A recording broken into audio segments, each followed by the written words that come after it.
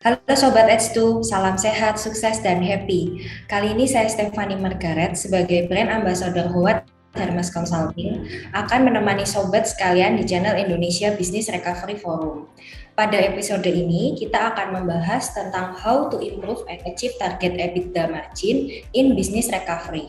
Dengan narasumber kita yang tentunya sudah ahli, yaitu Pak Beni Cuaca, Business Recovery Expert. Untuk Sobat H2 yang belum tahu apa itu EBITDA, mungkin Sobat masih ada yang terlewat belum nonton episode sebelumnya. Nah, EBITDA merupakan singkatan dari Earning Before Interest, Tax, Depreciation, and Amortization. Nah, atau dalam bahasa Indonesia artinya pendapatan sebelum bunga, pajak, depresiasi, dan amortisasi. EBITDA mencerminkan profitabilitas operasi suatu bisnis serta merupakan salah satu alat untuk mengukur performa keuangan sebuah perusahaan. Nah, oke, mari kita bahas lebih lanjut dengan pakarnya. Halo Pak Beni, Halo Stefani, apa apa kabar kabar? Pak? Sehat Stefani. Pak, kalau Ya, dari judulnya nih, kan judulnya kita kali ini adalah How to Improve and Achieve Target EBITDA Margin in Business Recovery.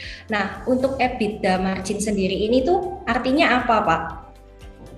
oke. Seperti tadi yang disampaikan oleh Stefani tadi di depan di awal bahwa EBITDA itu adalah kepanjangan dari earning before interest tax depreciasi amortisasi ya. Jadi itu salah satu indikator parameter ya untuk menyatakan bahwa kondisi keuangan perusahaan kita itu sehat adalah dengan melihat kepada EBITDA margin gitu loh. Nah, kalau EBITDA margin kita itu sudah minus, maka sudah bisa dipastikan kita harus sesegera mungkin untuk melakukan recovery sebelum terlambat sih Van. Ada satu tools ratio sih Van. Jadi nama tools itu adalah degree operating leverage. Apa itu degree operating leverage ya Van? Ya sahabat Exu semuanya, bahwa ternyata penurunan revenue tidak linear terhadap penurunan EBITDA margin.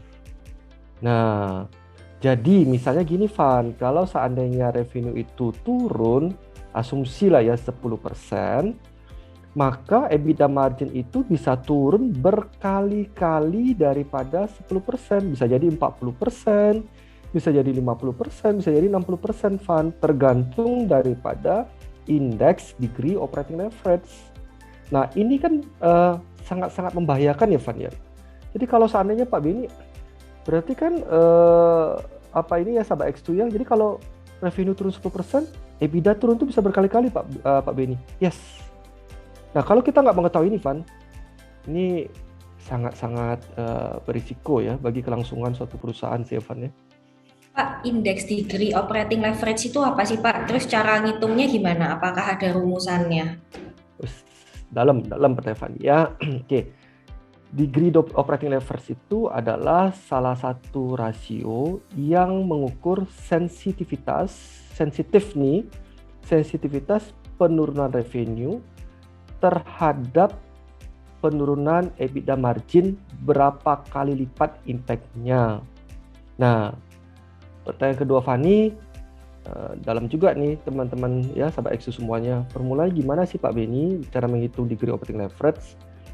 Formula simpelnya adalah contribution margin dibagi dengan net profit margin, atau yang sering kita saat ini kita gunakan itu adalah EBITDA margin terlebih dahulu ya sebelum masuk kepada net profit margin. Jadi Pak Beni ulangi lagi, adalah degree operating leverage formulanya adalah contribution margin dibagi dengan EBITDA margin. Kalau contribution margin itu dapatnya dari mana, Pak? Ini Fani mau tahu tuh, mau tahu banget Van? Banget, Pak. Oke, siap ya. Demi Fani dan sahabat X2. Oke, mari kita sedikit belajar ya. Ini kalau sahabat X2, Fani mengetahui tools ini, semoga bisa bermanfaat ya dan bisa diimplementasikan. Jadi Fani, sahabat X2, kalau kita mau menyusun secara cost structure ya, pertama itu adalah revenue. Nah, revenue itu apa sih? Revenue itu adalah omset. Ya, revenue itu omset nih, sahabat X2 Fan. Nah, dari revenue Lalu kita susun yang di bawahnya, baris berikutnya itu adalah variable cost. Nah, oke ya, nanti Pak Beni satu jelasin ya apa sih definisi-definisi dari masing-masing istilah ini ya. Nah, revenue kita kurangkan dengan variable cost akan mendapatkan contribution margin. Nah, udah jelas sekarang ya Van ya, sahabat X2 ya. Jadi revenue dikurangkan dengan variable cost, maka akan mendapatkan contribution margin. Nah, lalu contribution margin kita kurangkan dengan fixed cost, akan mendapatkan EBITDA margin. Nah, sesimpel itu dulu ya Van, formulanya Van. Oke Pak, berarti kan tadi Bapak bilang ada variable cost sama fixed cost. Nah, perbedaan dari variabel sama fixed cost ini kan pasti tentunya kalau yang variabel ini berarti dia kan akan terus dinamis ya nilai biaya. Sedangkan kalau yang fixed itu kan biayanya pasti tetap. Nah, contohnya apa saja Pak yang masuk di variabel sama fixed cost ini? Oke, thank you. Kita mungkin lihat ke fixed cost terlebih dahulu ya Van. Ya, fixed cost itu apa sih Pak Beni? Misalnya gini Van, pada saat Fani misalnya buka stand, buka counter di mall, contohnya ya, buka stand atau counter di mall. Nah, sewa stand tadi ya, sewa counter tadi itu disebut dengan nama fixed cost. Nah, terus bayar maintenance-nya di mall tadi setiap bulan itu fix, itu disebut dengan fixed cost lagi ya. Jadi fixed cost itu adalah biaya itu akan keluar bersifat rutin ya, rutin dan stabil tanpa dipengaruhi oleh fluktuatif dari omset. Nah, itu disebut dengan fixed cost. Nah, Fani harus tahu, sahabat X2 harus tahu. Para business owner, ya, sahabat X2 semuanya, Fani, fixed cost itu adalah kanker, Van. Jadi kalau ada fixed cost dalam perusahaan kita sudah mengidap penyakit kanker di dalam tubuh organisasi perusahaan kita tadi. Nah, kanker, Fani, sahabat X2, mau stadium 1, 2, 3, dan 4, tetap itu mematikan. Makanya, kita harus paham bagaimana cara fixed cost tadi itu tidak membunuh perusahaan kita, kanker tadi. Pak Beni, kanker stadium 1 kan aman. Saya kalau mengatakan kanker ya, teman-teman ya, sahabat X2 Fani ya, yang nama kanker mau tumor ganas, mau stadium 1, 2, 3, 4 ya, kanker is kanker kan gitu ya. Jadi tetap konteksnya itu adalah bahaya ya, mematikan itu Pak. Pak Beni, saya sendiri juga baru tahu ya, ternyata revenue itu tidak berpengaruh terhadap EBITDA.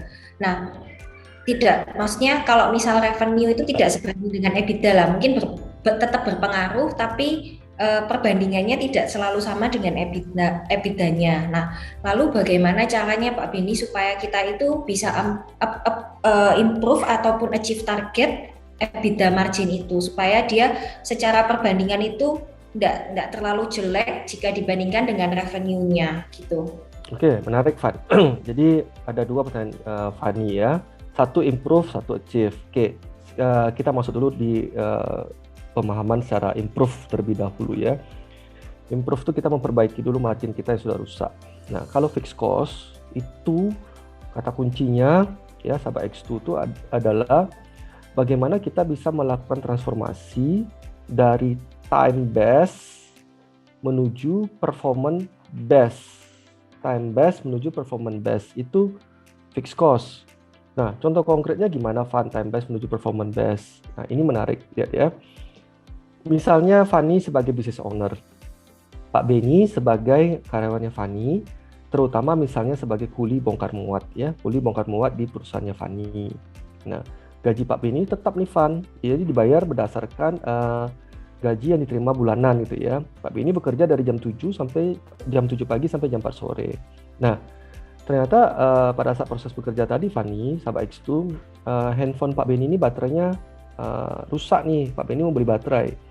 Nah, pada saat Pak Beni membeli baterai, otomatis kan Pak Beni harus mencari income tambahan ya, supaya bisa membeli baterai tadi. Ini kan contoh simulasi yang kita sering terjadi di lapangan. Nah, karena Pak Beni ingin mendapatkan income tambahan, Van, ada truk ya yang datang di gudangnya kepunyaan Fani, misalnya jam 3 sore. Nah, harusnya Fani, Pak Beni itu bisa membongkar dari jam 3 sampai jam 4 itu selesai. Sehingga Pak Beni tidak perlu overtime, tidak perlu memperoleh lembur. Nah, tapi karena Pak Beni butuh income tambahan, apa yang terjadi? Pak Beni membongkarnya sengaja melama-lamakannya. Dari jam 3 harus bisa selesai jam 4, ternyata selesainya bisa jadi jam setengah 6 atau jam 6. Nah, alhasil apa? Pak Beni mendapatkan lembur. Nah, lebih parah lagi, misalnya jam kerja Pak Beni jam 7 pagi sampai jam 4 sore. Nah, ternyata Van, truk tadi itu ada mengalami kendala di lapangan ya, di jalan gitu ya. Sehingga sampai di gudangnya kita ini jam 7 malam. Nah, dari jam 4 sore sampai jam 7 malam Pak Beni ngapain? Nggak ada, nongkrong di bawah pohon makan bakso. Alhasil apa? Nongkrong Pak Beni tadi tetap harus dibayar kan? Karena hitung overtime. Nah, itu yang Pak Beni maksud tadi dengan istilah time based. Nah, bagaimana yang time based tadi itu bisa kita transformasikan, kita konversikan menjadi performance based. Jadi, bayaran Pak Beni tadi berdasarkan per pieces atau per koli yang Pak Beni bisa lakukan bongkar muatnya, bukan berdasarkan time. Nah, tentu memang harus ada cara-cara yang lebih smooth, yang lebih praktis, sehingga konversi ini bisa terjadi dengan baik. Karena kalau nggak Van, pasti terjadi reject di lapangan ya. Cara-cara praktis tadi itu yang teman-teman sahabat X2, Fani harus memahaminya. Itu benar-benar best practice di ilmu lapangan, harus tahu selah masuknya dari mana sih gitu ya. Nah, kalau kita bicara variabel, hati-hati Van. Variable cost ini Fani, sahabat X2, inilah serangan jantung. Loh, kok serangan jantung Pak Beni? Iya, contoh, pabrik, Fani memiliki pabrik ya. Pabrik apa nih contohnya? Misal pabrik sepatu. Jadi Fani membuat brand Fani gitu ya di pabriknya Fani, pabrik sepatu Fani gitu ya. Nah, pada saat orang costingnya Fani menghitung di awal costing, asumsi yang dipakai Van adalah semua asumsi ideal agar cost-nya tadi itu bisa ditekan sehingga price-nya tidak terlalu bengkak, tidak terlalu mahal. Nah, asumsi itu seperti apa? Putaran mesin dipakai putaran mesin yang sangat ideal misalnya. Raw materialnya dipakai raw material yang habis pakai. Mesinnya dianggap tidak ada downtime. Nah, itu asumsi-asumsi yang dipakai di awal pada saat menghitung costing. Sehingga nanti hasil cost-nya itu terkesannya lebih rendah. Faktanya di lapangan setelah berjalan itu pabrik, ternyata raw material tadi tidak habis pakai Van. Bisa jadi banyak sisa karena tidak sesuai dengan speknya daripada mesin kita tadi yang kita punya. Yang kedua, ternyata ada sering terjadi downtime. Nah loh, yang ketiga, putaran mesinnya nggak bisa ideal. Ternyata setengah dari putaran mesinnya ideal. Nah, kalau ini tidak kita perhatikan Fani dan kita tidak menghitung ulang, apa yang terjadi?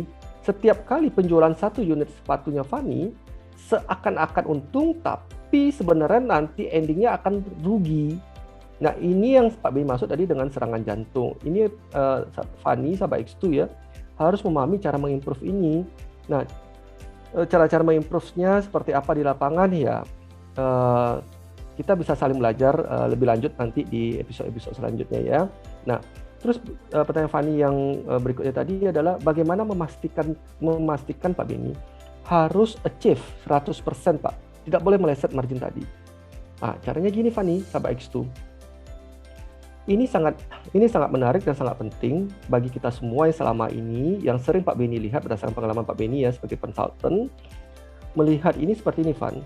Pada saat menyusun corporate strategic planning, biasanya antara corporate strategic planning itu disusun misalnya arahannya ke kanan.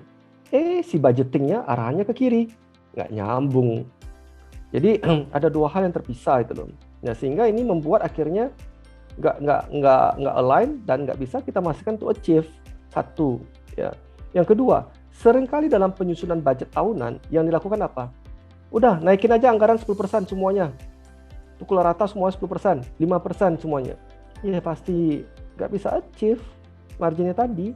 Jadi sebenarnya seorang budget controller, KPI-nya apa sih budget controller tadi itu? Harus bisa make sure achieve target EBITDA margin. Kalau dia tidak bisa make sure achieve target EBITDA margin, maka dia gagal sebagai budget controller. Nah, cara yang idealnya seperti ini, Fanny, sahabat Exu semuanya. Dari cara kita menyusun dari visi misi yang ada, ya kan? Setelah itu kita breakdown fund sahabat Exu menjadi KPI tahunan. KPI tahunan ya, yang ada terukur secara kuantitatif. KPI tahunan tadi, kita buatlah KPI tahunan tadi misalnya sebanyak 3 parameter sampai 5 parameter. Nah, setelah punya KPI tahunan, baru kita menyusun, biasanya tools yang Pak Beni pakai itu adalah Fanny sahabat X2, strategic into action. Nah, strategiknya to achieve KPI corporate cara gimana sih? Nah, kita buat strategiknya, bla bla bla bla gitu ya, strategiknya. Lalu kita turunkan menjadi action plan. Nah, di action plan inilah Fanny, kita langsung konversikan action plan tadi menjadi cost-nya berapa sih? Activity ini cost-nya berapa sih? Nah, activity based costing fund. Setelah itu, setelah muncul dia punya cost-cost tadi itu, cost-cost yang muncul tadi itu kita summary, itulah yang namanya budgeting. Jadi, activity tadi itu kita urutkan fund. Kita urutkan activity yang mengandung value added, yang mengandung impact terhadap kita punya pertumbuhan, itu kita taruh di atas. Sedangkan activity yang bersifat nice to have, jadi tidak harus dilakukan, kita taruh paling bawah. Ya kan? Nah, kita ngomong nih sama budget owner-nya, ya. Pak, Bu, jika nanti revenue turun 10% di tengah-tengah perjalanan, nanti minta tolong ya Pak, Bu, activity Bapak Ibu yang masuk dalam activity yang nice to have tadi, tolong jangan dieksekusi. Nah, kalau activity tidak dieksekusi, Far, otomatis kan cost-nya biaya kan nggak keluar. Nah, kalau cost biaya nggak keluar tadi, otomatis kan margin kita tetap bisa nahan, Fan. Nah, disinilah penting di awalnya kita memahami proses ini, Fan. Jadi bukan hanya sekedar tahu budget, tahu buat strategi planning, tahu. Tapi bagaimana mengelingkannya tadi, membuatnya sebagai satu cycle tadi, itu harus paham caranya gitu loh. Sehingga how to achieve tadi itu menjadi hal yang sangat mudah untuk kita bisa capai, Van. Baik Pak, saya ingin tahu nih Pak, apakah EBITDA ini sebetulnya untuk pengukurannya memiliki kelemahan? Mengingat kan EBITDA ini menghilangkan komponen biaya non operasional seperti bunga, pajak, depresiasi, dan amortisasi. Nah, sebagai salah satu contoh aja ya Pak, bunga. Nah, mungkin bunga ini tidak berpengaruh secara signifikan terhadap kegiatan operasional, sehingga dia digolongkan sebagai biaya non-operasional. Namun, jika bunga tersebut merupakan bunga rekening giro, gimana Pak? Nah, di mana rekening giro itu kan pasti pengeluarannya, perputaran uang di dalam rekening itu kan pasti digunakan untuk keperluan operasional.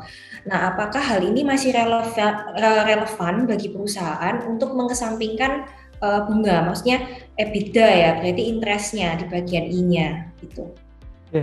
Menarik pertanyaan Fanny ya. Kenapa rata-rata CFO, rata-rata investor hanya mengukurnya sampai kepada parameter EBITDA? Kenapa seakan-akan mengabaikan interest tadi? Interest tadi ini harus kita pahami, Van, sebagai dasar untuk financing. Nah, financing ini adalah satu opsional. Financing tadi ada berbagai macam sih, Van. Contoh, bisa jadi kita menggunakan, kita punya return earning, bisa jadi kita meminta tambahan modal dari si owner, bisa jadi kita melakukan kepada go public, ya, bisa jadi kita melakukan kepada peminjaman uang ke modal kerja ke bank tadi, ya.